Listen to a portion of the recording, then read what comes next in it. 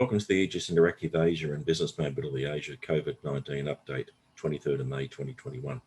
Well, it's been a few months since our last update on how Covid-19 is impacting on business and specifically on investigations across Asia. Our last update was in February. And through February, March and April, things were starting to look far more positive out here in this region. Travel bubbles were opening up or being spoken about, vaccines were rolling out, and the situation was just looking so much better. People were back in the office, cinemas were open, cafes, restaurants, bars. It was all quite great, really. Looking at the successes in the United Kingdom and the United States, there was confidence and hope that we might get back to some kind of post-COVID normal by the middle of 2021. And then along came India. Things started to go off the rails in the middle of March in India. Prior to that, they were averaging only 20,000 new cases per day.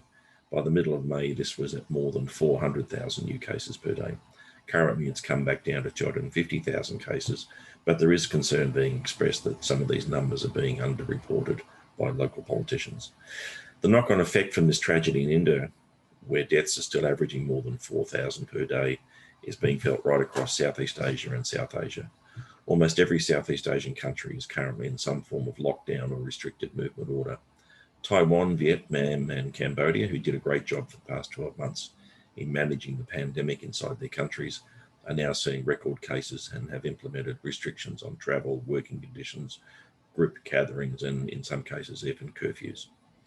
Even here in Singapore, we are back almost to where we were 12 months ago with work from home, gatherings of more than 2 people banned in public, and only 2 visitors to your home each day. There are no dine-in options for cafes, restaurants, and so on, and masks are being worn at all times everywhere. Singapore has also moved to a 21-day quarantine with only travellers from Australia, New Zealand, Taiwan, China and Brunei excused, although it may move to only Australia and New Zealand depending on what happens in the next few days. Currently, none of those countries allow reciprocal quarantine-free entry.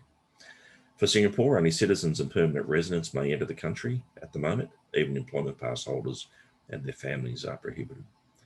This is to do with the increase in the period of quarantine and the need to fit out more hotels to cater for the number of people who will be using it, as well as tightening up the protocols at the airport where some of the community spread of COVID-19 in Singapore has originated recently.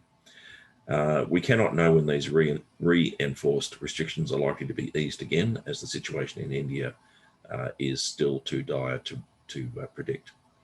One thing is for certain, nobody is going to be travelling anywhere anytime soon without doing quarantine, regardless of having had COVID-19 or had a vaccine.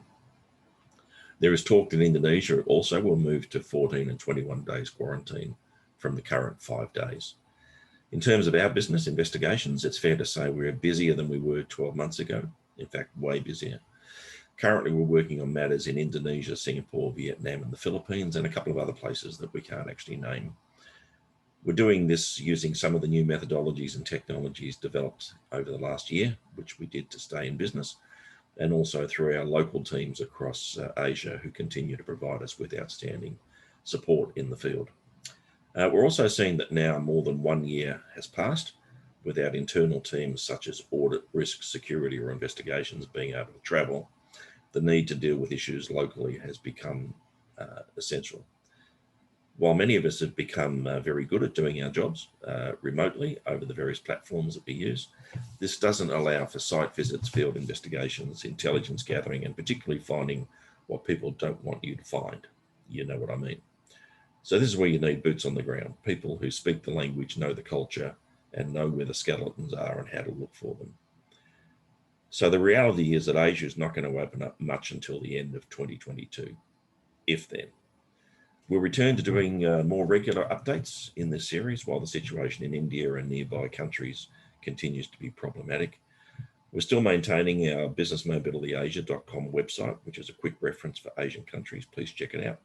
It's so simple, even I can understand it. Please feel free to contact us if you have any more questions or want to know where to find more details about business mobility investigations, and other COVID-related matters across Asia. Until then, please stay safe, work from home, wear a mask, and please get a vaccine, any vaccine that you can. Thank you.